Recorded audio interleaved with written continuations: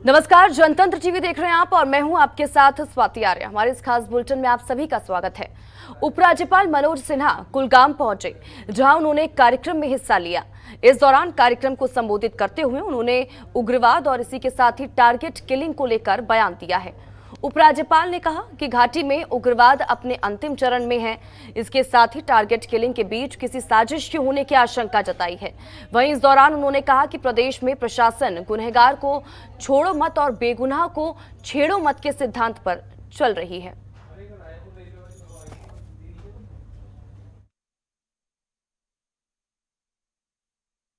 कुछ लक्षित घटनाएं हुई हैं, टारगेटेड किलिंग्स हुई हैं निरपराध लोगों की, और मैं समझता हूं कि समाज को इसकी निंदा करनी चाहिए। एक महिला शिक्षिका जो बच्चों को शिक्षा देती है, जीवन बनाती है, उसको आकर के मार दिया जाए।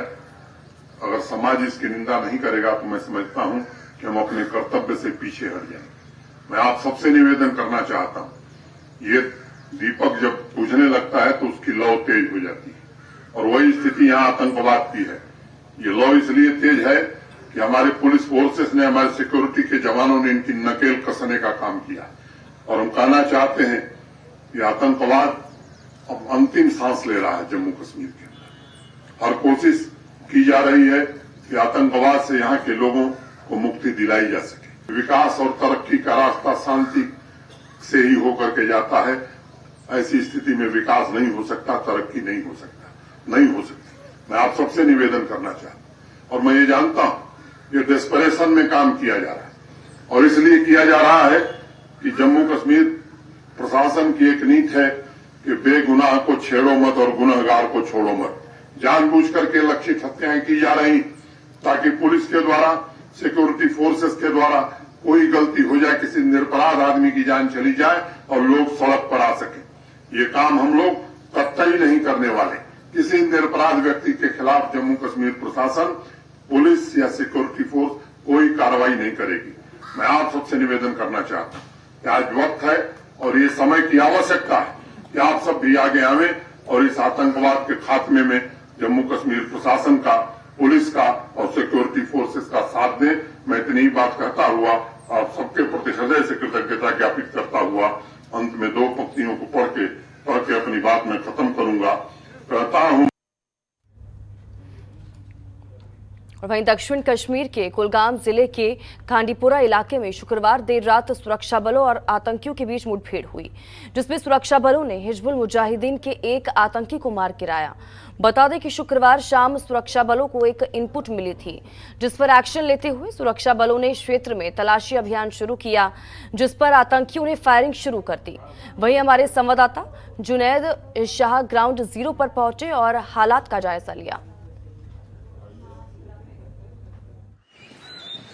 बिल्कुल, हम इस टाइम मौजूद हैं हम खांडीपुरा कलगांव में, जहां पे फौज को एक स्पेसिफिक इनपुट मिला था कि हालांकि खांडीपुरा में कुछ मिलिटेंट छुपे हुए हैं। जो फौज है वो सस्पेक्टेड स्पॉट की ओर चली गई, तो छुपे हुए मिलिटेंट ने वहां से सिक्योरिटी फोर्सेस पर अंधाधुंध गोलियां चलाई और एक मुठभेड़ जो है वो कल देर शाम स्टार्ट हो चुकी थी, और उसके चलते जो है सुबह की पहली किरणें पड़ते ही एनकाउंटर ने दूसरा रुख इख्तियार कर लिया। उसके चलते ही अभी आज जी कश्मीर का एक ट्वीट सामने आया। उस ट्वीट में यही बताया जा रहा है कि एक HM यानी कि हिजबुल मुजाहिदीन का मिलिटेंट इस एनकाउंटर में मारा जा चुका है।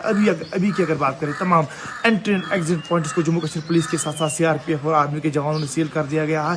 तलाशी कार्रवाई अभी भी जारी है। दक्षिण कश्मीर कुलगाम से शाह जुनैद।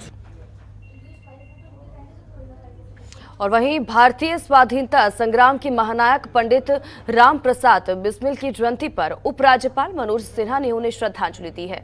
मनोज सिन्हा ने ट्वीट कर कहा कि पंडित राम प्रसाद बिस्मिल को उनकी जन्म जयंती पर विनम्र श्रद्धांजलि। एक महान देशभक्त, क्रांतिकारी स्वतंत्रता सेनानी पंडित बिस्मिल ने भारत के स्वतंत्रता संग्राम में महत्वपूर्ण भूमिका निभाई और मातृभूमि के लिए अपना जीवन बलिदान कर दिया। देशभक्ति और साहस की उनकी भावना पीढ़ियों को प्रेरित करती रहेगी।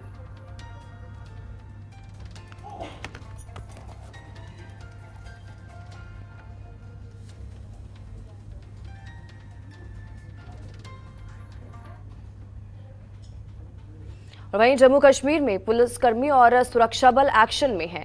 कश्मीर घाटी में सुरक्षा बलों ने 3 अभियानों में लश्कर-ए-तैयबा के 2 सक्रिय, इसी के साथ ही 3 हाइब्रिड आतंकियों समेत 6 दहशतगर्दों को गिरफ्तार किया है। इसकी जानकारी देते हुए बारामूला के एसएसपी ने बताया कि 2 सक्रिय आतंकवादी लश्कर-ए-तैयबा से जुड़े हैं और उन्हें बारामूला जिले से गिरफ्तार किया गया है।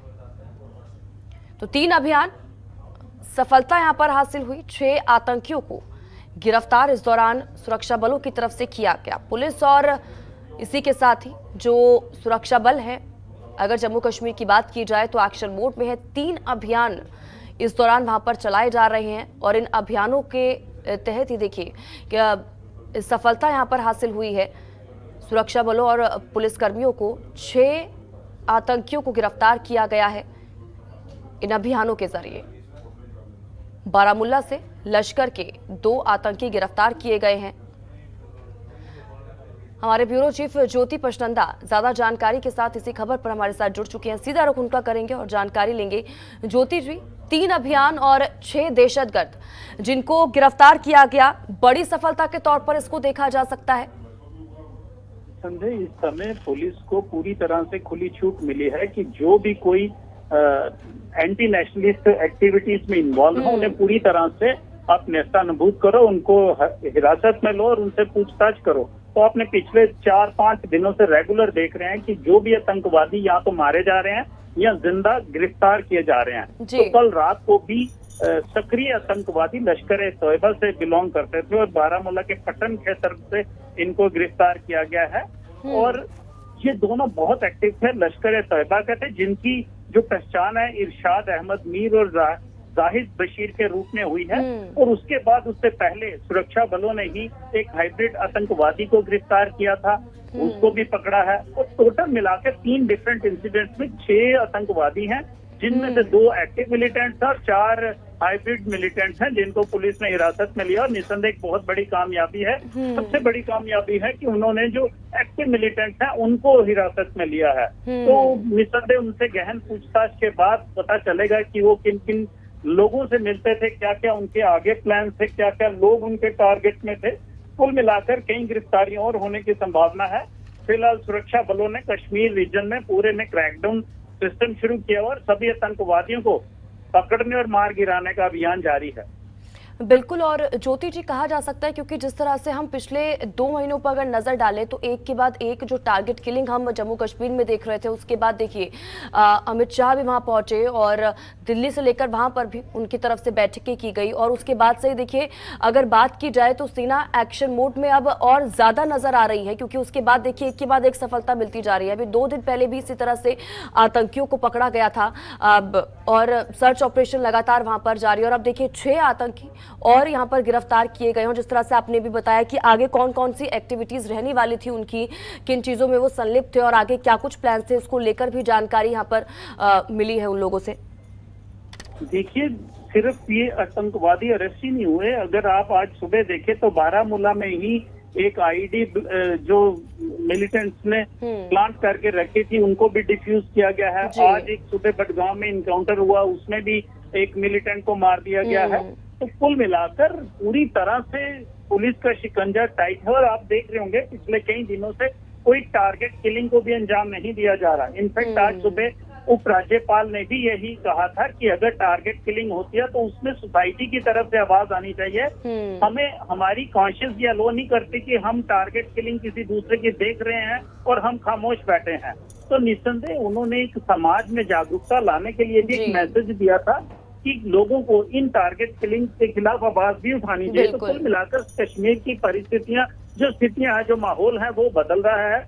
लोग पॉजिटिव डायरेक्शन की तरफ जा रहे हैं और लोगों में, जैसे आप पीछे भी आप देख सके थे कि मुस्लिम समुदाय के लोगों ने भी मस्जिद से ऐलान किया था कि हमें इनका जो कश्मीरी पंडित हैं उनको यहाँ से वापस नहीं जाने देना चाहिए, इनको अपने घरों में आश्रय देना चाहिए। तो बड़ा एक पॉजिटिव सा मूवमेंट थी, ये मूव भी था। और इसको देखते हुए कश्मीरी पंडितों में भी एक उत्साह आता है और जो मन बना भी रहे थे प्लान का, वो भी शायद कहीं पर रुकने का मन बनाएंगे कि कम से कम कम्युनिटी तो उनके साथ है।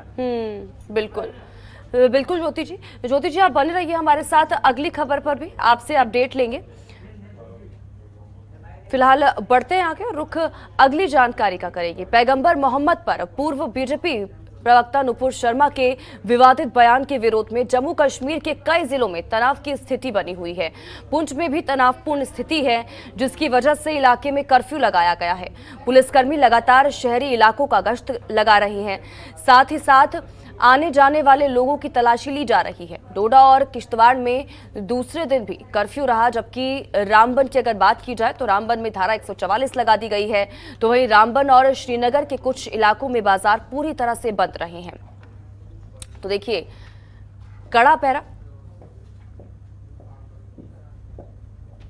पब्लिक रिप्रेजेंटेटिव से हमारी बात हुई है, उनके सुझाव कुछ आए हैं, उनके सुझाव को मद्देनज़र रखते हुए हमारी अगली कार्रवाई होगी और इनकी कोऑपरेशन से ही हम कोशिश करेंगे कि स्थिति पूरी तरह से संभालें। देखिए, पेशेंट्स, मेडिकल शॉप्स, स्टूडेंट्स जिनके एग्ज़ाम्स हैं, इनको किसी तरह की बाधा नहीं आएगी, ये हमने इंश्योर किया हुआ है और हमने डायरेक्शंस भी इसी किस्म के पास किए।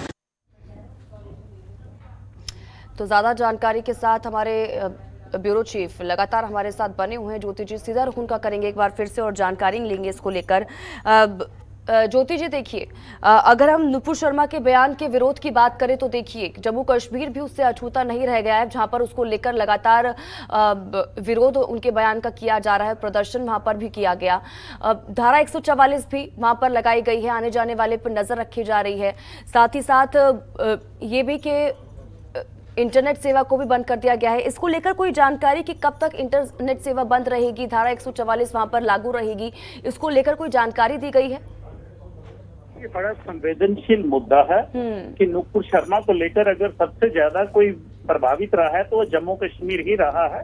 यहाँ कर्फ्यू तक की सिचुएशन आ गई है, 3 जिलों में कर्फ्यू लगा। लेकिन मैं आपको यहाँ पर करेक्ट करना चाहूंगा कि पुंछ में कर्फ्यू नहीं लगा है। वहाँ पर आर्टिकल 144 इम्पोज किया गया है, जिसमें कोई भी 4 व्यक्ति एक साथ नहीं खड़े हो सकते, बातचीत नहीं कर सकते, मार्केट में नहीं चल सकते। तो इसको लेकर वहाँ पर रिस्ट्रिक्शन जरूर हैं।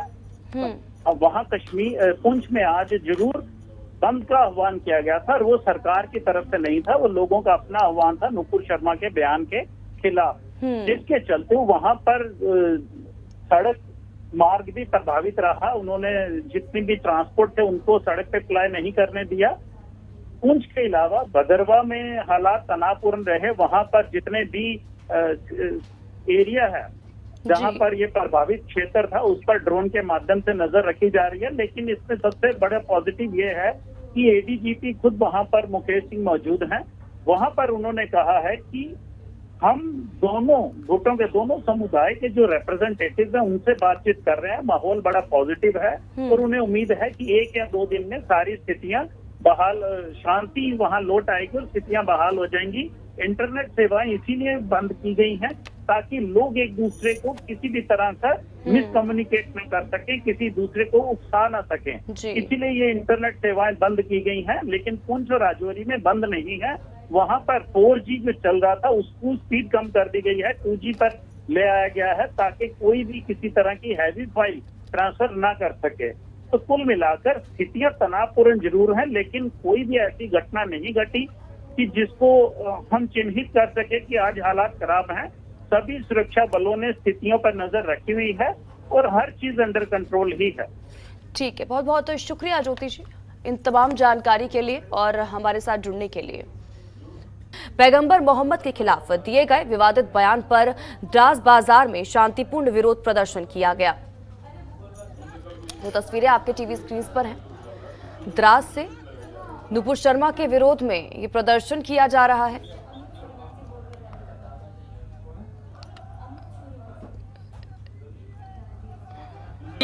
एक लेडी और एक जेंट्स ने जो है हमारे आका करीम सल्लल्लाहु अलैहि वसल्लम की शान में गुस्ताखी की, जिसके बारे में आज आप देखते हो वर्ल्ड के कोने कोने में हर मुसलमान जो है इस चीज़ के बारे में मांग कर रहे हैं हुकूमत से, इस चीज़ के बारे में कह रहे हैं कि जिसने भी हमारे नबी सल्लल्लाहु अलैहि वसल्लम की शान में गुस्ताखी की उसके लिए सख्त से सख्त सज़ा दी जाए। तो आपने हमारा जो एहतजाज अभी देखा, तमाम नौजवान बुजुर्ग जो हजरात यहाँ जमा थे, इन्होंने भी यही गवर्नमेंट से यह अपील की है, सरकार से यह अपील की, हुकूमत से यह अपील किया, जिसने भी ये गुस्ताखी की हमारे आका करीम सल्लल्लाहु अलैहि वसल्लम की शान में, इन्हें सख्त से सख्त सज़ा दी जाए। और वहीं जम्मू में बजरंग दल के कार्यकर्ताओं ने प्रेस क्लब के बाहर प्रदर्शन किया और भद्रवाह में हुए पथराव का विरोध जताया। इस दौरान बजरंग दल ने नुपुर शर्मा के समर्थन में प्रदर्शन करते हुए कहा कि जिस तरह एक औरत को मारने की धमकी और रेप की धमकी दी जा रही है, उसे हिंदू समुदाय कभी बर्दाश्त नहीं करेगा।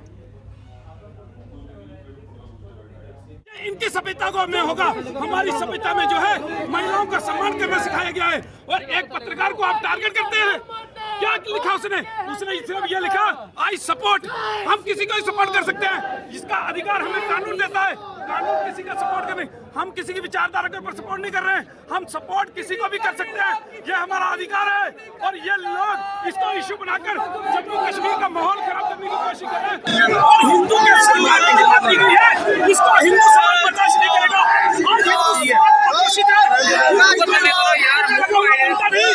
और इस मंदिर के घंटे को बजा के चला जाएगा। हिंदू आक्रोशित है और हिंदू चुप है, यात्रा को लेकर चुप है। और वहीं सेना प्रमुख जनरल मनोज पांडे ने अमरनाथ यात्रा से पहले जम्मू कश्मीर में सुरक्षा व्यवस्था की समीक्षा की। गुरुवार को उधमपुर में उत्तरी कमान मुख्यालय में पहुंचे मनोज पांडे ने जम्मू कश्मीर और लद्दाख की सैन्य कोर के जीओसी के साथ बैठक की। इसके साथ ही प्रदेश की आंतरिक और एलओसी पर सेना की तैयारियों का भी जायजा लिया।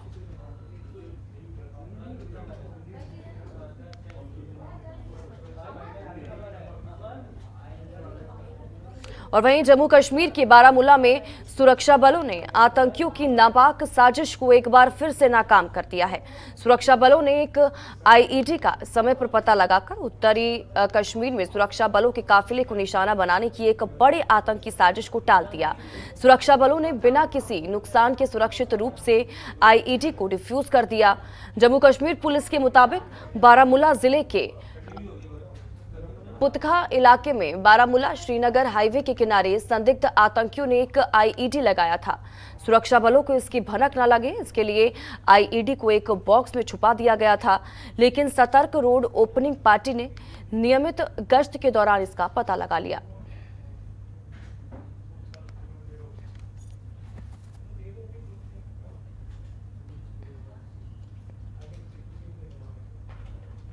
और वहीं दिल्ली सहित कई राज्य में कोविड संक्रमण के बढ़ते संक्रमण के बाद जम्मू कश्मीर में भी सतर्कता बढ़ा दी गई और बाहर से आने वाले यात्रियों और नियमित तौर पर कोरोना संक्रमित मामलों की निगरानी के लिए की जा रही है।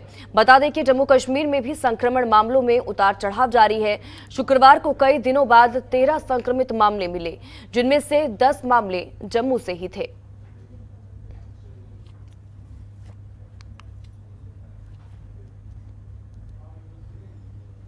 और वहीं जम्मू कश्मीर में शुक्रवार देर रात भूकंप के झटके महसूस किए गए, जिसकी तीव्रता 3.7 मापी गई है। बता दें कि रात 12:37 पर आए भूकंप की गहराई 5 किलोमीटर नीचे थी और अभी तक नुकसान की कोई सूचना नहीं है।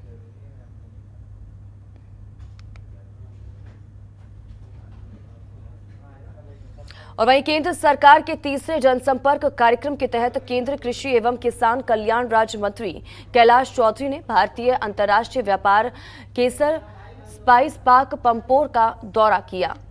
इस दौरान उन्होंने प्रसंस्करण इकाई के विभिन्न विभागों का निरीक्षण किया और कहा कि केंद्र सरकार किसानों को हर संभव मदद और सहयोग देने पर काम कर रही है। इसके साथ ही उन्होंने ये भी कहा कि स्पाइस पार्क के अस्तित्व में आने के बाद किसानों की केसर उत्पादन से आय दोगुनी हो गई है।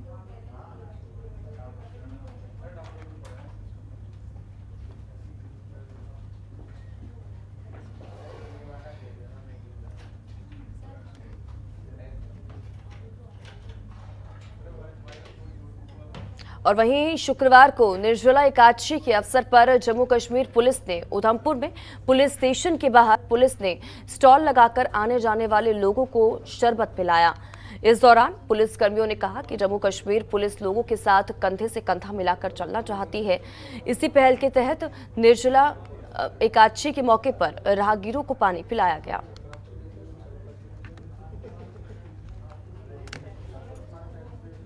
और इसी के साथ ही बुलेटिन में फिलहाल इतना ही। आप बन रहे हमारे साथ। नमस्कार। खबरों के निष्पक्ष विश्लेषण के लिए सब्सक्राइब करें Jantantra TV and press the bell icon. Never miss any update.